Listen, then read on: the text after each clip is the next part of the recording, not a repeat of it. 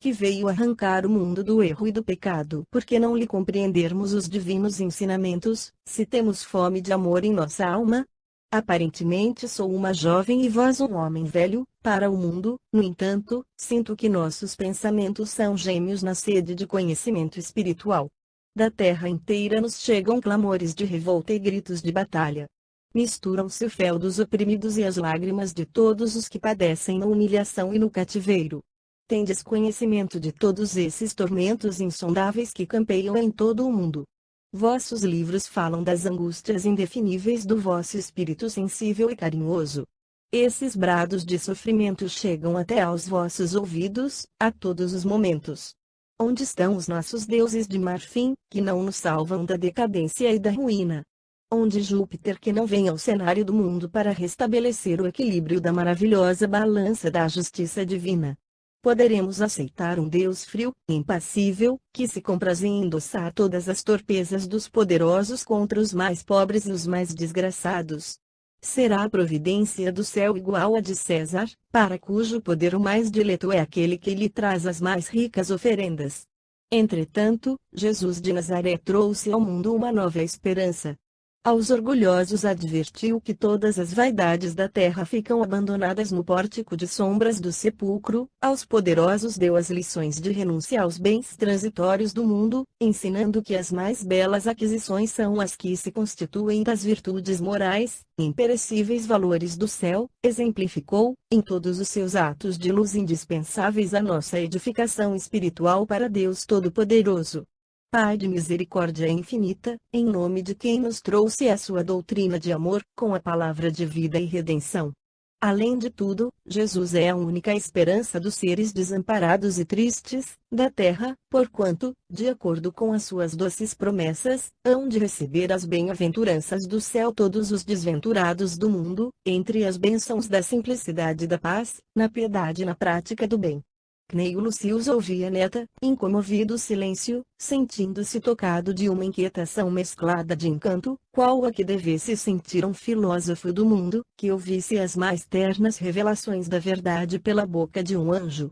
A jovem, por sua vez, dando curso às sagradas inspirações que lhe rociavam a alma, continuou a falar, revolvendo o tesouro de suas lembranças mais gratas ao coração. Por muito tempo estivemos em Antipatris, em plena Samaria, junto à Galileia.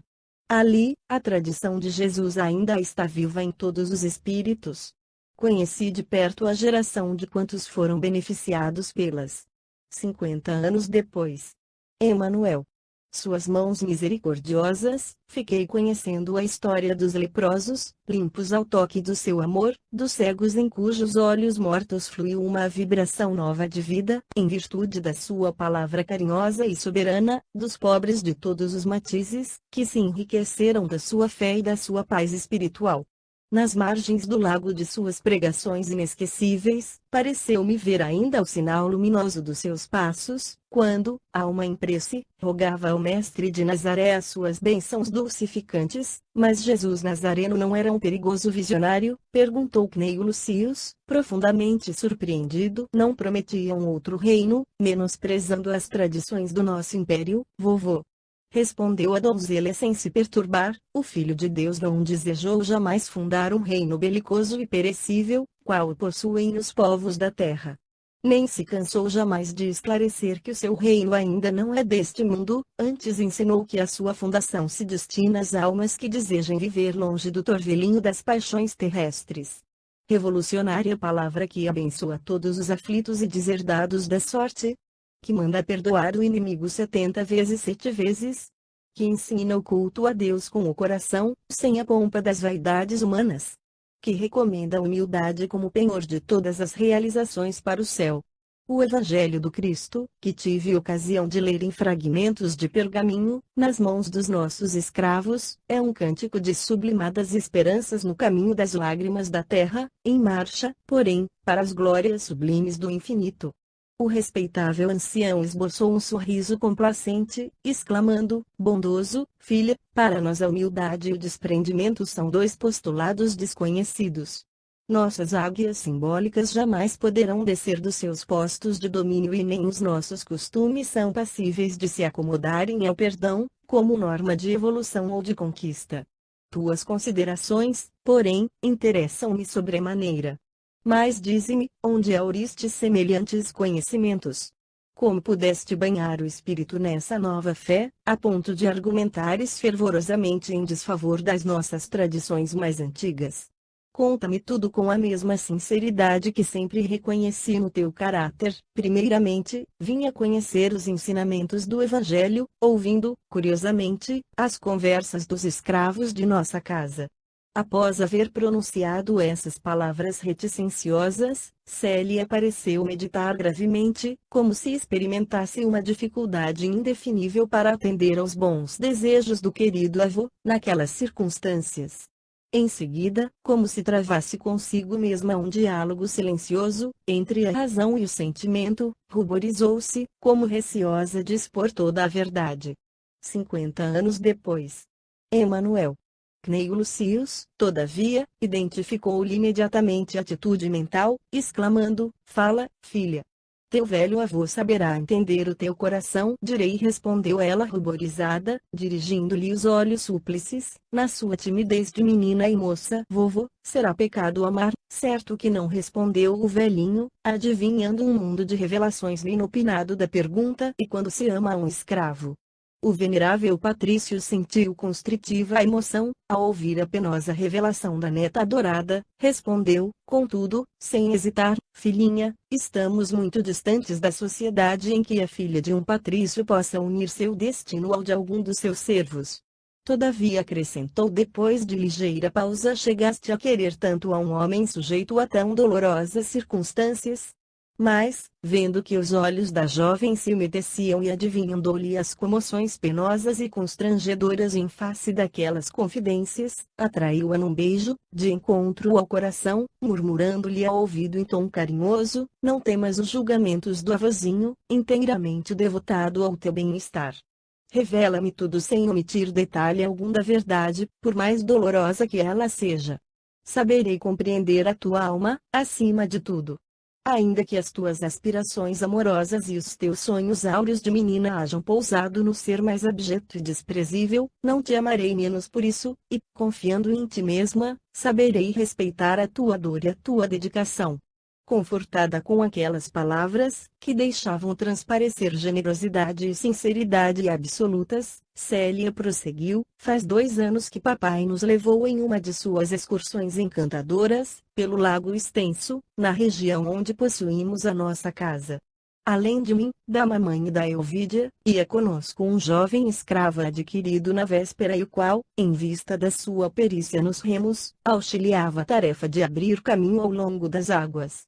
Ciro, chama-se esse escravo de 20 anos, que a vontade do céu deliberou fosse parar em nossa casa. Íamos todos alegres, observando a linha do horizonte e o recorte das nuvens no claro espelho das águas marulhantes.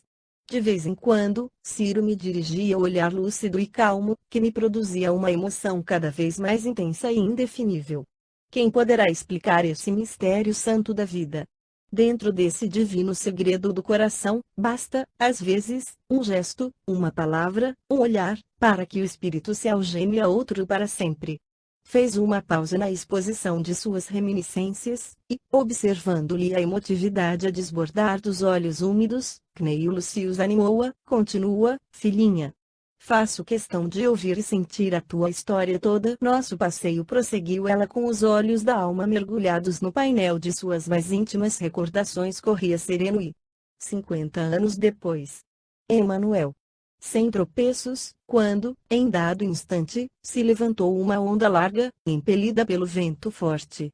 Um abalo mais violento, justamente no ponto onde me instalara, fez-me cair, absorta nos meus pensamentos, de borco no seio espesso das águas. Ainda ouvi os primeiros gritos de mamãe e de irmãzinha, supondo-me perdida para sempre, mas, quando me debatia, inutilmente, para vencer o peso enorme que me oprimia o peito, sob a massa líquida, senti que 2 braços vigorosos me arrancavam do fundo lodoso do lago, trazendo-me à tona, mercê de um desesperado imenso esforço. Era Ciro que me salvara da morte, com o seu espírito de sacrifício e lealdade, conquistando com esse ato espontâneo a gratidão sem limites de meu pai, de todos nós um reconhecimento carinhoso e sincero. No dia imediato, meu pai concedeu-lhe a liberdade, muito comovido pelos sucessos da véspera. No instante da sua emancipação, o jovem liberto beijou-me as mãos com os olhos úmidos, na sua gratidão profunda e sincera, conservando meu pai em nossa casa, como serviçal prestimoso e livre, quase um amigo, se outras fossem as condições do seu nascimento. Ciro, porém, não me conquistou somente gratidão e estima a toda a prova, como também o meu afeto da alma, espontâneo e profundo. Em tardes serenas e claras, sob as árvores do pomar, contou-me a sua história singular, cheia de episódios interessantes e comovedores. Em tenra idade, vendido a um rico senhor que o conduziu desde logo ao país do Ganges, terra misteriosa e incompreensível para os romanos, ali teve ocasião de conhecer os princípios populares de consoladoras filosofias religiosas. Nessa região do Oriente, cheia de segredos confortadores, ele aprendeu que a alma não tem apenas uma existência, mas vidas numerosas, mediante as quais adquire novas faculdades, purificando-se ao mesmo tempo dos erros passados, em outros corpos, ou redimindo-se das aflições, no doloroso resgate dos crimes ou desvios do seu passado. Todavia, após a aquisição desses conhecimentos, foi levado à Palestina, onde se saturou dos ensinos cristãos, tornando-se adepto fervoroso do Messias de Nazaré. Então, era de ver-se como a sua palavra se impregnava de inspiração divina e luminosa. Apaixonado pelas ideias generosas que trouxera do ambiente religioso da Índia, acerca dos formosos princípios da reencarnação, sabia interpretar com simplicidade e clareza de raciocínio, para mim, muitas passagens evangélicas, algo obscuras para o meu entendimento, qual aquela em que Jesus afirma que ninguém poderá atingir o reino do céu sem nascer de novo.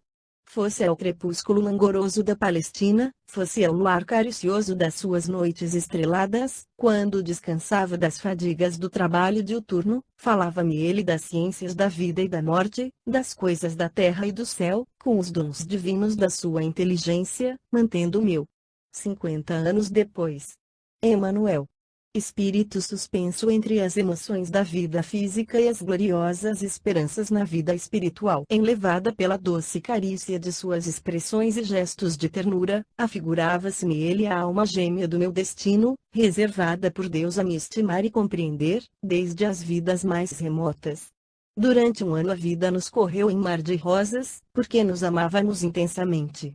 Em nossos idílios calmos, falávamos de Jesus e de suas glórias divinas, e, quando eu lhe suscitava a possibilidade da nossa união à face deste mundo, Ciro ensinava-me que deveríamos esperar a felicidade no reino do Senhor, alegando que, na terra, não era ainda possível um matrimônio feliz, entre um escravo miserável e uma jovem patrícia. Por vezes, entristecia-me com as suas palavras despidas de esperanças terrenas, mas as suas inspirações eram tão elevadas e tão puras que, num relance, sabia o seu coração levantar o meu para as jornadas da fé, que levam a tudo esperar, não da terra ou dos homens, mas do céu e do amor infinito de Deus. O valoroso ancião tudo ouvia, sem um reproche, embora sua atitude mental se caracterizasse pela mais funda consternação.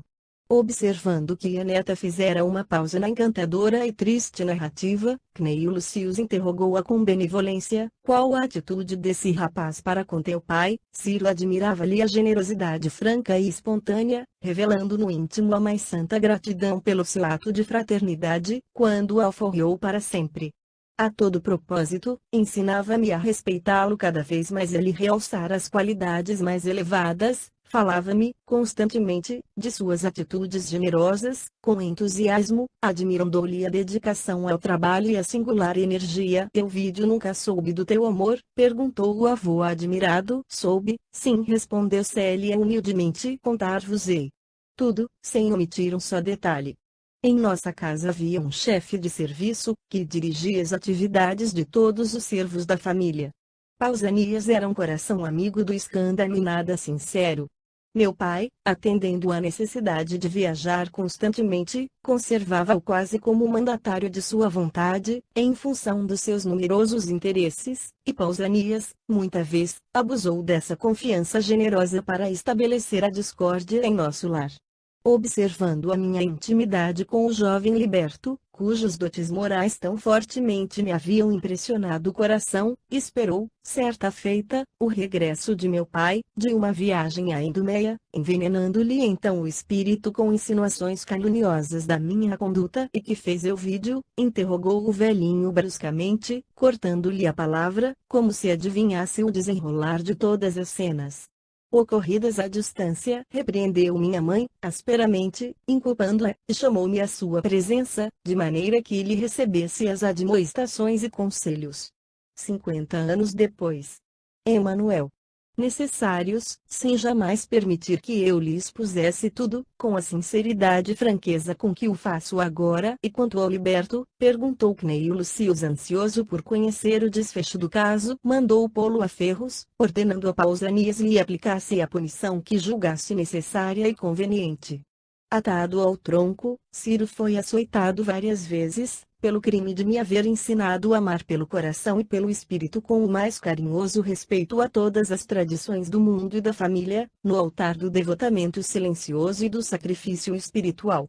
No segundo dia de seus indizíveis padecimentos, consegui avistá-lo, apesar da vigilância extrema que todos resolveram exercer sobre os meus passos. Como nos dias de nossa tranquilidade feliz, Ciro recebeu-me com um sorriso de ventura, acrescentando que eu não deveria alimentar nenhum sentimento de amargor pela decisão de meu pai, considerando que o seu espírito era bom e generoso e que, se não podíamos quebrar preconceitos milenários da terra, também não deveríamos dar guarida a pensamentos de ingratidão. O sofrimento, porém, prosseguia jovem, enxugando as lágrimas de suas reminiscências, era dilacerante para minha alma. Reconhecendo a situação penosa daquele que polarizava todas as minhas esperanças, cheguei a maldizer sinceramente da minha posição de afortunada. Que me valiam os mimos da família e as prerrogativas do nome que me felicitava, se a alma gêmea do meu destino estava encarcerada em pavorosa noite de sofrimentos.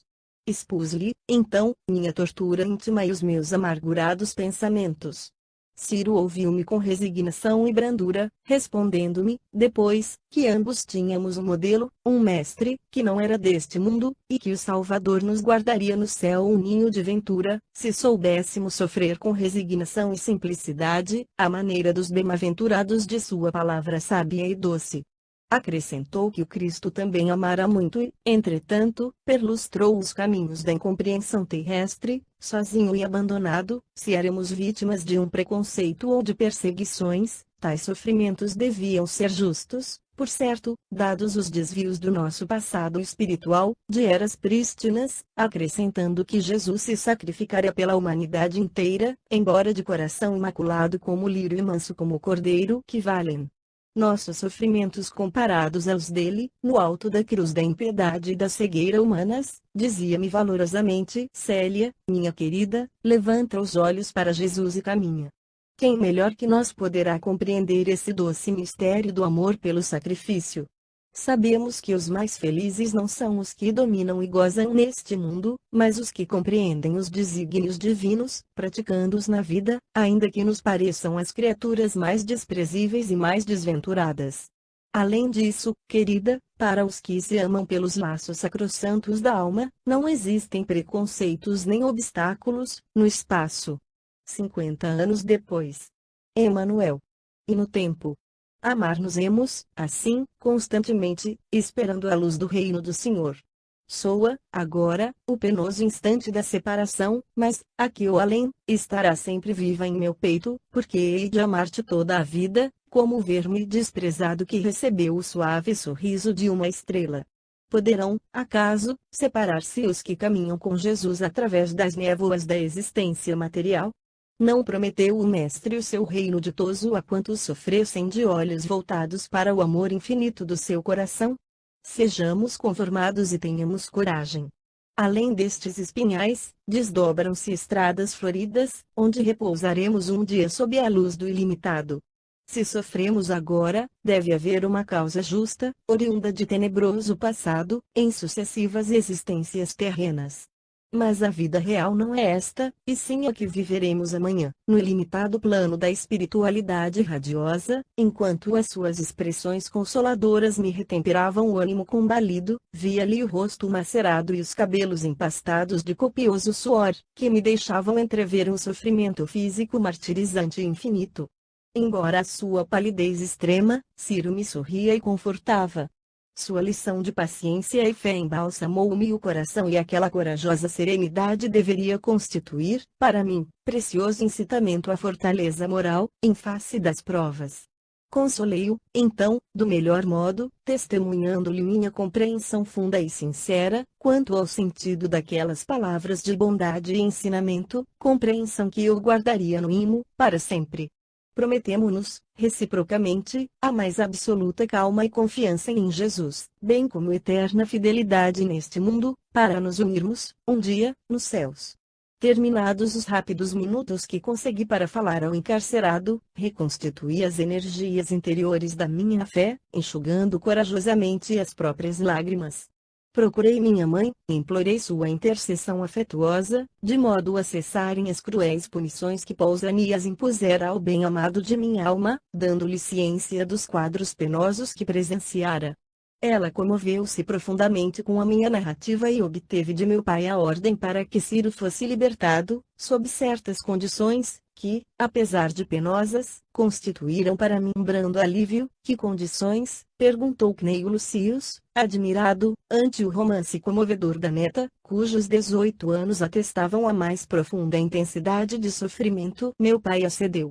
Sob a condição de que não mais avistasse o jovem liberto para qualquer despedida, providenciando, na mesma noite, para que ele fosse, escoltado por 2 escravos de confiança, até Cesareia, em cujo porto deveria ser internado numa galera romana, desterrado a critério dos que a comandavam. Chegaste, filha, a alimentar algum rancor contra Elvídio, em face da sua atitude. 50 anos depois. Emanuel não respondeu com espontânea sinceridade. Se tivesse de alimentar qualquer rancor, seria contra o meu próprio destino.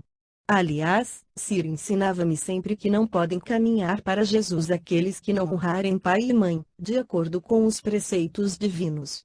Cneio Lucius encontrava-se eminentemente surpreendido. Quando Elvídio lhe solicitara a intervenção moral junto da neta, longe estava de presumir tão doloroso romance de amor num coração de 18 anos, cheio de juventude e de piedade. Seu espírito, que conhecia o vírus destruidor que operava a decadência da sociedade mergulhada num abismo de sombras, extasiava-se com aquela narrativa simples de um amor doce e cristão, que aguardava, pacientemente, o céu para todas as suas realidades divinas. Nenhuma voz da mocidade ainda lhe falara, assim, com tanta pureza à flor dos lábios. Admirado e enternecido, descansou a face enrugada na mão direita meio trêmula, entregando-se a uma longa pausa para coordenar ideias.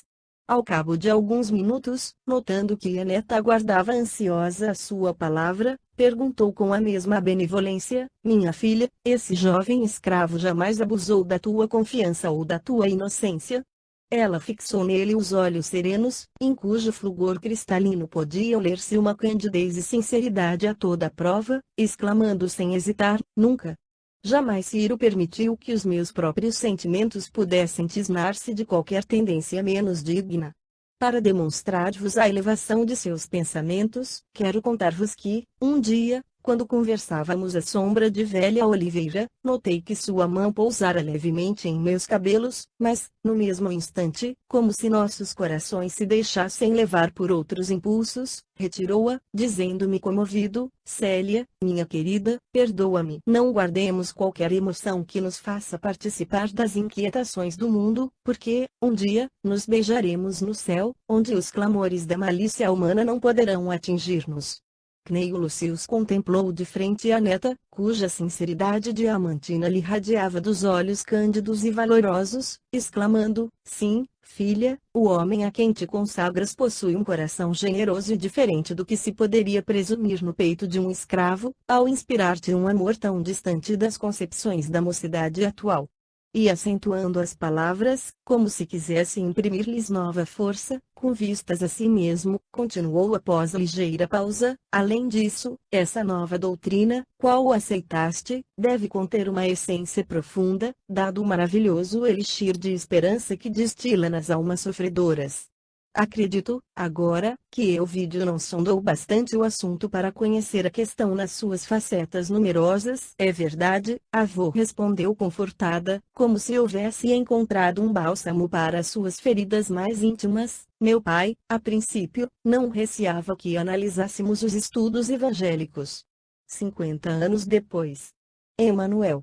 Considerando-os perigosos, somente depois das intrigas de Pausanias, supôs que as doutrinas do Cristo me houvessem acarretado qualquer deficiência mental, em virtude da minha inclinação pelo jovem liberto. Sim, teu pai não poderia entender um sentimento dessa natureza, no teu espírito de moça afortunada.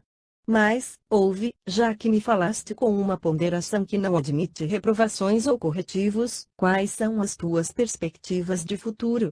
Sobre tua irmã, teus pais já me falaram dos planos assentados. Daqui a alguns meses, depois de completar sua educação, na atualidade romana, Elvídia esposará Caio Fabrícios, cuja afeição a conduzirá a um dos postos de maior relevo social, de acordo com os nossos méritos familiares. Mas, a teu respeito, perseverarás, porventura, nesses sentimentos? Meu avô respondeu com humildade. Caio Fabrícios, com os seus 35 anos maturados, cheio de delicadeza e generosidade, há de fazer a ventura de minha irmã, que bem o merece. Perante Deus, Elvídia fez jus às sagradas alegrias da constituição de um lar e de uma família. Junto do seu coração pulsará um outro, que lhe enfeitará a existência de mimos e ternuras. Quanto a mim, pressinto que não obterei a felicidade como a sonhamos nesta vida. Desde a infância, tenho sido triste e amiga da meditação, como se a misericórdia de Jesus estivesse ao preparar-me, em todos os ensejos, para não faltar aos meus deveres espirituais no instante oportuno. E, fichando no ancião o olhar percussiente e calmo, prosseguiu: sinto pesar-me no coração muitos séculos de angústia. Devo ser um espírito muito culpado, que vem a este mundo de maneira a remir-se de passados tenebrosos. Desde a Palestina, minhas noites estão povoadas de sonhos estranhos e comovedores, nos quais ouço vozes carinhosas que me exortam à submissão e ao sacrifício. Acusada de cristã no seio da família, sinto que todos os meus carinhos ficam sem retribuição e todas as minhas palavras afetuosas morrem sem eco. Dou-me, porém, por imensamente venturosa em acreditar que o vosso coração vibra com o meu, compreendendo-me as intenções e os pensamentos. Como se lobrigasse melancolicamente o caminho de sombras do porvir, desdobrado ante seus olhos espirituais, Célia continuou a falar para o coração enternecido do velho avô, que a idolatrava. Sim, nos meus sonhos proféticos, tenho visto uma cruz a que me devo abraçar, com resignação e humildade. Experimento no coração um peso enorme, avôzinho. Por vezes inúmeras vislumbro à minha frente quadros penosos, que devem radicar nas minhas existências pregressas. Pressinto que nasci neste mundo para resgatar e redimir-me. Quando oro e medito, chegam-me ao raciocínio as ponderações da alma ansiosa. Não devo aguardar primaveras risonhas nem flores de ilusão, que me fariam. 50 anos depois. Emanuel. Esquecer a via dolorosa do espírito, destinado à redenção, mas, sim, em vernias de dor e provas ríspidas, em dias de lutas ásperas, que me hão de reconduzir a Jesus, com a divina claridade da experiência. Cneio Lucius tinha os olhos molhados de lágrimas, ante as palavras comovedoras da neta, que, desde criança, lhe conquistara a adoração. Filha, exclamou com bondade, não posso compreender tamanho desalento no coração da tua idade. O nome de nossa família não permitirá tal abandono de ti mesma. Entretanto, caro avô, não desdenharei a realidade dolorosa do sacrifício, sabendo, de antemão, que a sua taça me está reservada e nada esperas da terra no que se refere à possível felicidade neste mundo. A felicidade não pode estar onde a colocamos, com a nossa cegueira terrestre, mas no compreendermos a vontade divina, que saberá localizar a ventura para nós, como e quando oportuna. Não temos uma só vida. Teremos muitas. O segredo da alegria reside em nossa realização para Deus, através do infinito. De etapa em etapa, de experiência em experiência, nossa alma caminhará para as glórias supremas da espiritualidade, como se fizéssemos a laboriosa ascensão de uma escada rude e longa. Amar-nos-emos sempre, meu avô, através dessas numerosas existências. Elas serão como anéis na cadeia de nossa união ditosa e indestrutível. Então, mais tarde, vereis que a vossa neta, dentro da sua realidade espiritual, se encontrará convosco, com a mesma compreensão e com o mesmo amor imperecível, na região da felicidade real que a morte nos descerrará, com os seus sepulcros de cinzas dolorosas. Atualmente, aos vossos olhos serei, talvez, sempre triste e desventurada, mas, no íntimo, guardo a certeza de que as minhas dores constituem o preço da minha redenção para a luz da eternidade. Segundo me falam os augúrios do coração em suas vozes silenciosas e secretas, não terei um lar constituído, especialmente, para minha aventura nesta vida. Viverei incompreendida, de coração dilacerado no caminho acerbo das lágrimas remissoras. O sacrifício, porém, será suave, porque, na sua exaltação, sinto que encontrarei a estrada luminosa para o reino da verdade e do amor, que Jesus prometeu a todos os corações que confiassem no seu nome e na sua misericórdia bendita. Os olhos de Célia elevaram-se para o alto, como seu espírito aguardasse, ali mesmo, junto do velho avô, as graças divinas vislumbradas pela sua crença cheia de luminosidade e de esperança. Cneio Lucius, todavia, aconchegou-a de mansinho ao coração, como se o fizesse a uma criança, falando-lhe com acentuada ternura: filhinha, estás cansada. Não te justifiques por mais tempo. Conversarei com Elvídio a respeito dos teus mais íntimos pensamentos, elucidarei a tua situação perante o seu conceito. 50 anos depois. Emanuel. E chamando Márcia, a filha mais velha, que representava junto da sua velhice confortada o papel de anjo tutelar e carinhoso, o respeitável Patrício acentuou: Márcia, nossa pequena Célia precisa de tranquilidade e repouso físico. Conduze ao teu quarto e fala descansar. A neta beijou-lhe ternamente a fronte, retirando-se com a tia, amável e generosa, que quase a tomou nos braços, conduzindo-a para o interior. A noite ia já adiantada, enchendo o céu romano de caprichosas fulgurações. Cneio Lucius, absorto em profundos cismares, abismou-se num mar de conjeturas. Seu velho coração estava exausto de palpitar, na incompreensão dos arcanos do mundo. Também fora jovem e também nutrira sonhos. Na juventude longínqua, muita vez aniquilar as aspirações mais nobres e os propósitos mais generosos, ao tumultuoso embate das paixões materializadas e violentas. Somente as brisas caridosas da reflexão, na idade madura, lhe haviam sazonado as concepções espirituais, a caminho de uma compreensão cada vez maior da vida e de suas leis profundas. Desde que se habituara a meditar sinceramente, assombravam-lhe o espírito os fantasmas da dor e os espantosos contrastes dos destinos humanos. Apesar de arraigado às tradições mais puras dos antepassados e não obstante havê-las transmitido, com fidelidade e amor, aos descendentes, seu coração não podia aceitar toda a verdade divina encarnada em Júpiter, símbolo antigo que consubstanciava todas as velhas crenças. Desejoso de propiciar uma lição àquela criança, na sua freima educativa, fora o seu espírito que se abalara e comovera ante as novas concepções que lhe provinham dos lábios puros de um anjo. Ele que se habituara a investigar as causas profundas da dor e a sentir os padecimentos de quantos soluçavam no cativeiro, acabava de receber uma chave maravilhosa para solucionar os caprichosos enigmas do destino. A visão das existências sucessivas, a lei das compensações, as estradas do resgate espiritual pela expiação e pelo sofrimento, eram agora patentes ao seu raciocínio, como soluções providenciais. Sua cultura dos autores gregos fazia-lhe sentir que o assunto não lhe era totalmente estranho, mas a palavra carinhosa e convincente da neta, testemunhando-lhe a verdade com os seus próprios padecimentos prematuros, abria-lhe a mente nova senda para todas as cogitações em tal sentido. reclinado no divã da área doméstica, seus olhos contemplavam a imagem soberba de Júpiter Stator, talhada em marfim, no centro dos outros deuses de sua família e de sua casa, com o coração tomado de angústia. Levantou-se e andou pausadamente, em torno dos nichos adornados de luzes e flores. A imagem de Júpiter já lhe não despertava os mesmos sentimentos de piedosa veneração, como nas noites anteriores. 50 anos depois. Emanuel, ante as revelações suaves e profundas de Célia, experimentava no íntimo a amargurosa suspeita de que todos os deuses dos seus ascendentes respeitáveis estavam rolando dos altares, confundindo-se no torvelinho de desilusões das velhas crenças.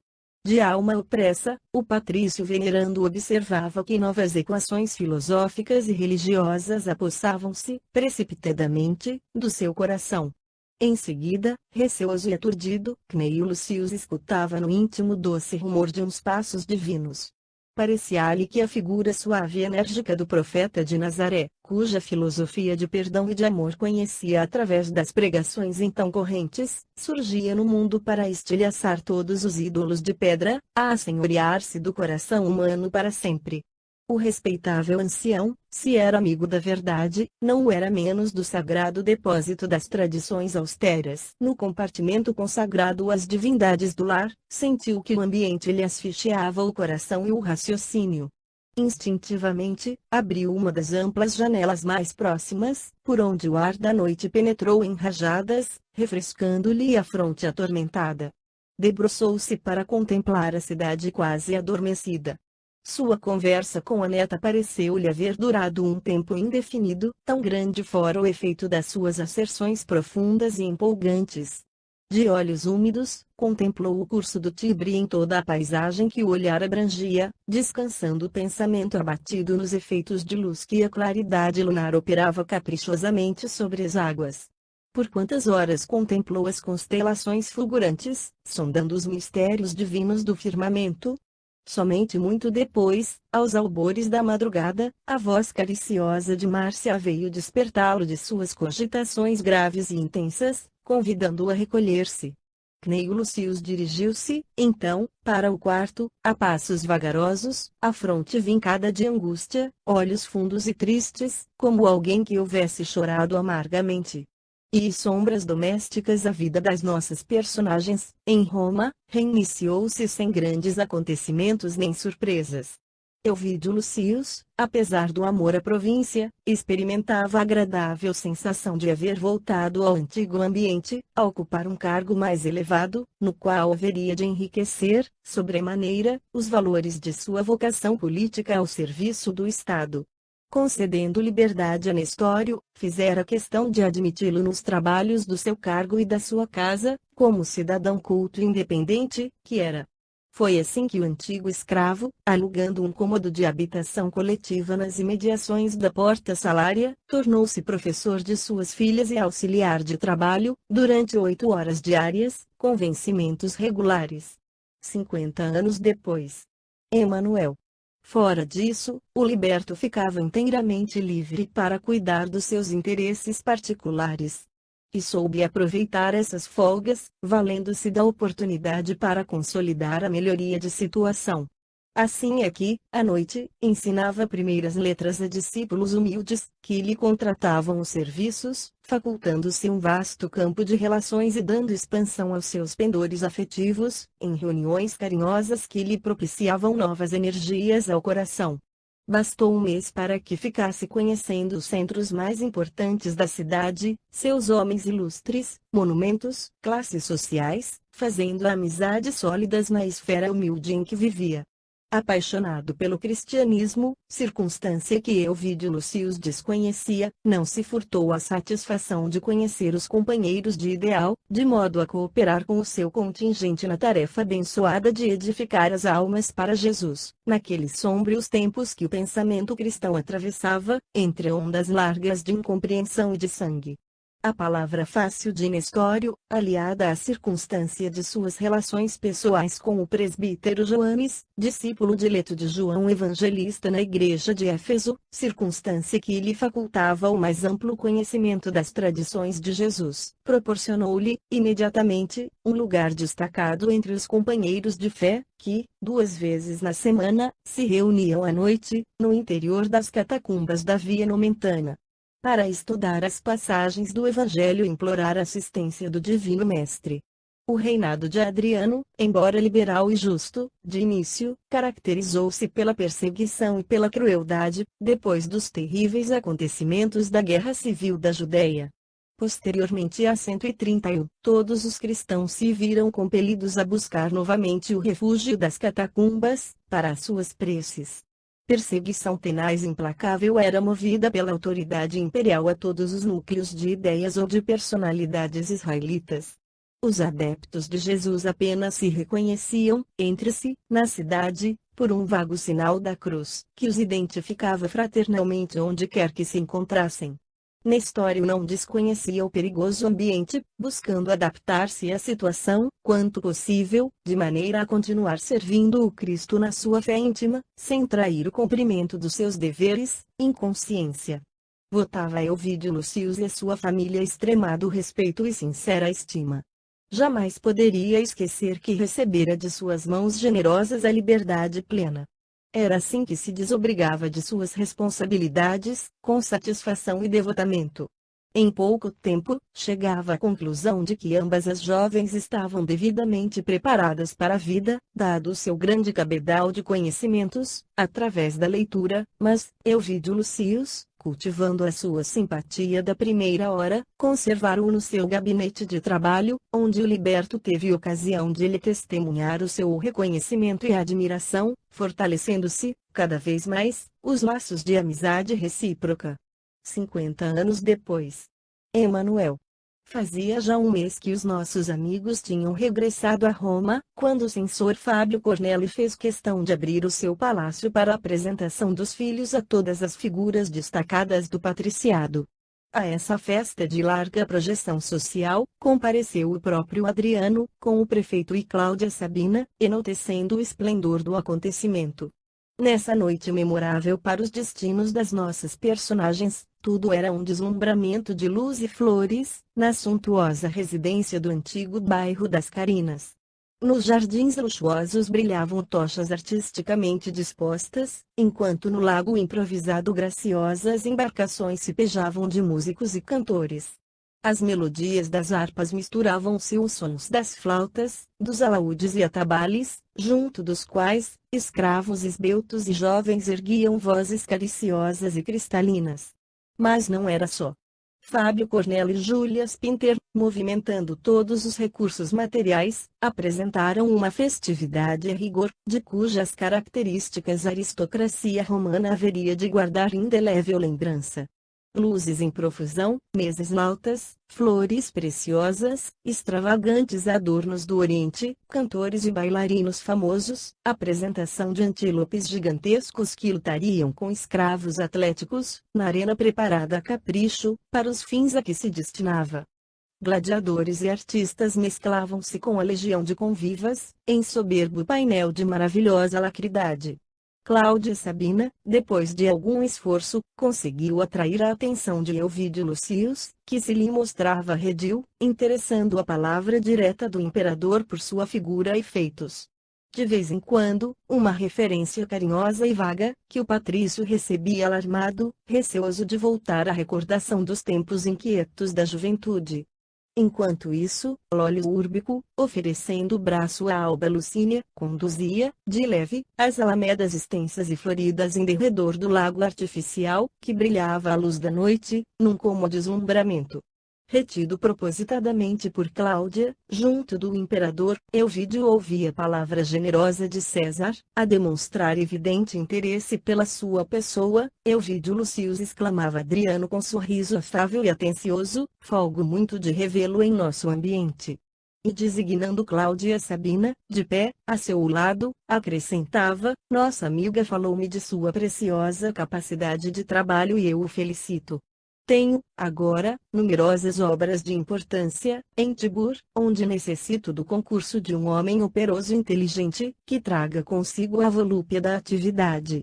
É certo que essas construções chegam, no momento, a seu termo, mas, determinadas instalações requerem a contribuição de alguém com altos conhecimentos de nossas realidades práticas. Confiei a Cláudia a solução de numerosos problemas de arte, em que prima a sua sensibilidade feminina, mas preciso de cooperação como a sua, dedicada e perseverante. 50 anos depois. Emanuel. No concernente à parte administrativa. Ser-lhe agradável colaborar com a nossa amiga, por algum tempo, em Tibur? Elvide compreendeu a situação difícil que lhe fora preparada.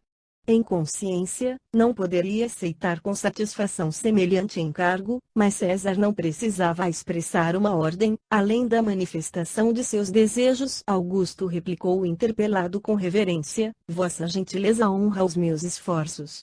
A deferência de tais responsabilidades constitui para mim um grato dever do coração. Cláudia Sabina esboçou um sorriso bem-humorado, dirigindo-se, satisfeita, ao imperador. Obrigada, César, pela escolha de colaborador tão precioso. Sinto que as obras de Tibur serão a maravilha inultrapassável do império. Adriano sorriu, lisonjeado, exclamando, carinhoso, como quem estivesse dispensando um favor raro: está bem, cuidaremos do assunto no momento oportuno. E alongando o olhar enigmático pelas avenidas harmoniosas e floridas, onde pares numerosos se enfileiravam em alegrias francas, acrescentou: mas, que fazeis aqui, tão jovens, presos à minha palavra cheia de rotina e de austeridade? Diverti-vos. A vida romana deve ser um formoso jardim de prazeres. Elvídio Lucius, compelido pelas circunstâncias, deu o braço à sedutora favorita, retirando-se vagarosamente em sua companhia, sob as vistas generosas e complacentes de Augusto.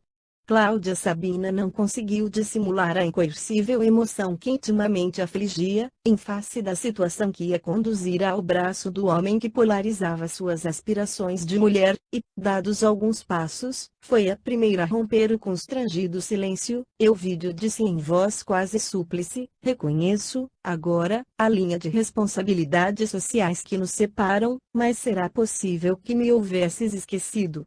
Senhora, respondeu o patrício, emocionado e respeitoso, dentro do nosso foro íntimo, todo passado deve estar morto. Se vos ofendi no passado, confesso-me agradecido pelo vosso esquecimento. De outro modo, qualquer aproximação entre nós representaria uma fórmula de existência odiosa e impossível. A favorita de Adriano sentiu fundo a firmeza daquelas palavras, que lhe gelavam o coração inquieto e sôfrego, retorquindo, todavia, sem vacilar: a mulher conquistada jamais poderá considerar-se mulher ofendida. As mãos que amamos nunca nos chegam a ferir, e eu, em tempo algum, consegui olvidar tua afeição.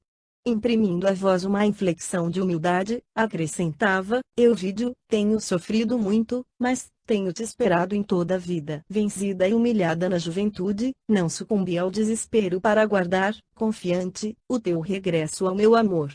Quererias, porventura? 50 anos depois. Emanuel. Aniquilar-me agora que te venho oferecer, humildemente, todos os tesouros da vida amontoados com zelo para te ofertar? As últimas palavras foram sublinhadas de profundo desencanto. À face de si mesma, Elvídio Lucius, compreendendo o seu desapontamento, prosseguiu sem hesitar: precisais considerar que jurei fidelidade e dedicação a uma criatura generosa e leal, além de estardes, também vós, comprometida com um homem nobre e digno. Acaso desejaríeis quebrar um voto contraído perante os nossos deuses? Nossos deuses, repetiu a interpelada com uma ponta de ironia. E chegam eles a impedir os divórcios numerosos de tantas personalidades de corte? E esses exemplos, porventura, não nos chegam de cima, dos altos postos onde domina a autoridade direta do imperador? Não cogito de situações, para, antes de tudo, satisfazer minha sensibilidade feminina. Bem se vê, replicou Elvídio irônico, que desconheceis a tradição de um nome de família. Os que desejam continuar os valores dos séculos que passaram, não podem aventurar-se com as novidades da época, de maneira a permanecerem fiéis ao patrimônio recebido de seus ascendentes. Cláudia Sabina mordeu os lábios, nervosamente, recebendo aquela alusão direta à sua antiga situação de plebeia, murmurando com altivez: não concordo contigo, neste particular. Os triunfadores não podem ser os tradicionalistas, que recebem um nome feito para brilhar no mundo, e, sim, os que, triunfando da própria condição e do meio ambiente, sabem elevar-se às culminâncias sociais, como águias da inteligência e do sentimento, obrigando o mundo a lhes reverenciar as conquistas e os méritos. O orgulhoso romano sentiu a azedia da resposta, sem encontrar recursos imediatos para revidar com as mesmas armas, porém, a antiga plebeia acrescentou com sorriso enigmático: apesar da tua impassibilidade, continuarei guardando as minhas esperanças. Acredito que não deixarás de aceitar a honrosa incumbência de Augusto para a conclusão das obras de Tibur, que, atualmente, constituem a sua preocupação de todos os instantes. Sim, murmurou o patrício algo contristado, terei de cumprir as determinações de César. Preparava-se a favorita para retorquir, quando Publício Marcelo, companheiro de Lólio Úrbico em seus notáveis feitos de armas, se aproximou ruidosamente, roubando-lhes a possibilidade de prosseguir na confidência e atirando-lhes um convite amável: amigos, exclamou esfuziante de alegria, acerquemo-nos do lago. Virgílio Prisco vai cantar uma das suas mais belas composições em homenagem a César. Euvídio e Cláudia, colhidos numa onda de chamamentos alegres, separaram-se involuntariamente, para atender aos convites afetuosos. 50 anos depois. Emanuel. Com efeito, nas bordas da grande piscina rodeada de árvores frondosas, toda a massa de convidados se comprimia sôfrega.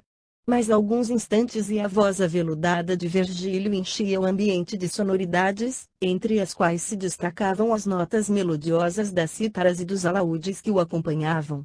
Do alto do trono improvisado, Adriano ouvia embevecido, recebendo a homenagem dos súditos fiéis às suas vaidades imperiais.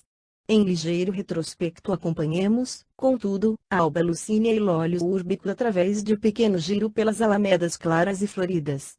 A nobre senhora guardava a severidade graciosa dos seus traços de Madonna, enquanto o companheiro se mostrava eminentemente emocionado. Em palestra aparentemente despreocupada, o prefeito dos pretorianos parecia distanciar-se, intencionalmente, dos grupos numerosos, desejoso de manifestar os pensamentos secretos que lhe atormentavam o íntimo desolado.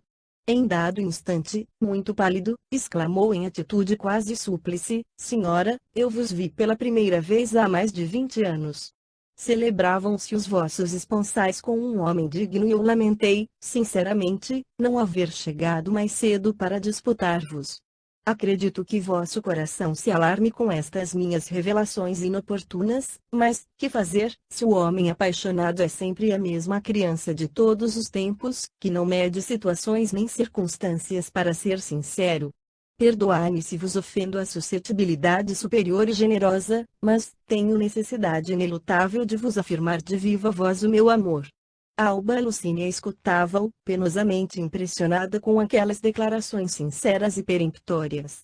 Desejou responder-lhe com a austeridade dos seus elevados princípios, como esposa e mãe, mas amarga comoção parecia paralisar-lhe as cordas vocais, naquelas difíceis circunstâncias. Retomando a palavra e tornando-se mais veemente, Lólio Úrbico prosseguia: desperdicei a mocidade com os mais dolorosos pesares íntimos. Minha alma procurou, em vão, por toda parte, alguém que se parecesse convosco. Resvalei por aventuras escabrosas, nas minhas tristes empresas militares, ansioso de encontrar o coração que adivinho em vosso peito. Minha existência, posto que fortunosa, está saturada de amarguras infinitas. Será que me não concedereis o lenitivo de uma esperança? Terei de morrer, assim, estranho e incompreendido. Displicentemente, dei meu nome e posição social a uma mulher que me não pode satisfazer as expressões elevadas do espírito. Dentro do lar, somos dois desconhecidos. Entretanto, senhora, nunca pude esquecer o vosso perfil de Madonna, esse olhar divino e calmo, onde leio agora as páginas de luz da vossa virtude soberana. No meu ambiente social tenho tudo que a um homem é lícito desejar: fortuna, privilégios políticos, fama e nome, degraus que escalei. 50 anos depois. Emanuel. Facilmente entre as classes mais nobres, o coração, porém, vive em desalento irremediável, aspirando a uma felicidade inatingível. Enquanto vos conserváveis na província, possível me foi contemporizar com os próprios amargores, mas, depois que vos revi, experimento não um desencadeado Vesúvio de chamas. Tenho as noites povoadas de inquietações e amarguras, quais as de um náufrago, vendo além a ilha da sua aventura, distante e inatingível. Dizei que vosso coração há de acolher-me às súplicas, que me vereis com simpatia ao vosso lado. Se não puderdes retribuir esta paixão, enganai-me ao menos com a vossa amizade honrosa e enobrecedora, reconhecendo em mim algum de vossos servos.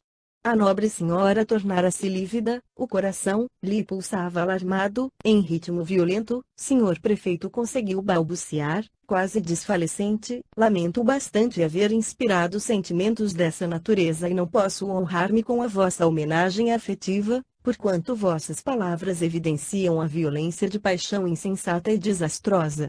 Meus deveres sagrados, de esposa e mãe, impedem-me de considerar quanto acabais de dizer. Mantenho sincero propósito de vos considerar o cavalheiro ilustre e digno, o amigo dedicado e honesto de meu pai e de meu marido, a cujo destino, por afeição natural, estou ligada para sempre. Lólio Úrbico, habituado às transigências femininas da corte, em face da sua posição e predicados, empalideceu de súbito, ao ouvir a recusa nobre e digna. Avaliou num relance o quilate espiritual da criatura ardentemente cobiçada há tantos anos. No seu íntimo, de mistura com o amor próprio humilhado, havia igualmente um ressaibo de vergonha para consigo mesmo. Baixando, todavia, o olhar despeitado, falou quase súplice: não desejo passar a vossos olhos como um espírito grosseiro e incompreensivo. A verdade, porém, é que continuarei a vos amar da mesma forma. Vossa formal e delicada recusa agrava a minha ambição de possuir-vos. Por quanto tempo, ó deuses do Olimpo, prosseguirei assim, incompreendido e torturado? Erguendo os olhos, notou que Alba Lucínia chorava, contristada. Aquela dor serena e justa penetrou-lhe o coração qual o gume de uma espada. Lólio Úrbico sentiu, pela primeira vez, que a materialidade de sua paixão produzia sentimentos de angústia e piedade. Senhora, exclamou aflito, perdoai se vos fiz chorar com as expressões mal avisadas dos meus tristes padecimentos. Quero-vos muito, muito. Desposastes um homem honesto e digno e acabo de cometer a loucura de vos propor a sua desonra e desventura. Perdoai-me. Fui vítima de um instante penoso de criminosa insânia. Apiedai-vos de mim, que tenho vivido até agora abatido e desolado. Um mendigo do Esquilino é mais feliz do que eu, embora estenda as mãos à caridade pública. Sou um desgraçado, tende compaixão do meu padecer angustioso. Por muitos anos guardei no íntimo estas. 50 anos depois. Emanuel. Emoções rudes e penosas, e vós sabeis que a alma do soldado tem de ser cruel e impassível, recalcando os pensamentos mais generosos. Jamais encontrei um coração que compreendesse o meu, razão porque não hesitei em vos ofender a dignidade irrepreensível. Alba Lucínia escutava-lhe a súplica sem compreender os contrastes daquela alma violenta e sensível. Houve um silêncio penoso para ambos, quando alguém, atravessando as filas de arvoredos, exclamava em voz cheia, rente de seus ouvidos: vinde ouvir Virgílio Prisco. Associemo-nos às homenagens a César. Lólio Úrbico verificou a impossibilidade de prosseguir em suas confidências e, oferecendo o braço à nobre senhora, que o acompanhou com um sorriso triste, seguiram em direção ao lago, onde, momentos antes, víramos chegar Elvídio e Cláudia Sabina. Em torno do cantor reuniam-se todos os convivas, numa assembleia compacta e distinta, atentos à homenagem que o imperador recebia, sereno e envaidecido.